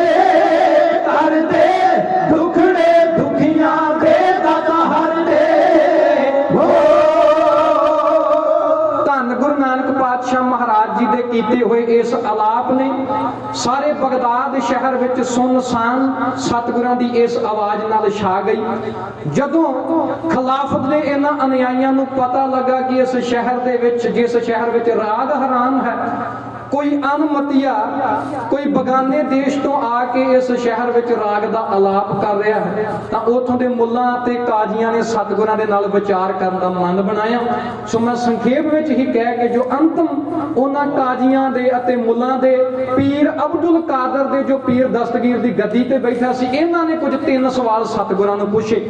ਜਦੋਂ ਸਤਿਗੁਰਾਂ ਨੂੰ ਜਿਸਮਾਨੀ ਤੌਰ ਤੇ ਵੀ ਇਹ ਮਾਰ ਨਾ ਸਕੇ, ਇਹ ਐਲਾਨ ਕਰ ਦਿੱਤਾ ਕਿ ਸਤਿਗੁਰਾਂ ਨੂੰ ਅਤੇ ਭਾਈ ਮਰਦਾਨੇ ਨੂੰ ਪੱਥਰ ਮਾਰ ਕੇ ਸੰਗਸਾਰ ਕਰ ਦਿੱਤਾ ਜਾਵੇ।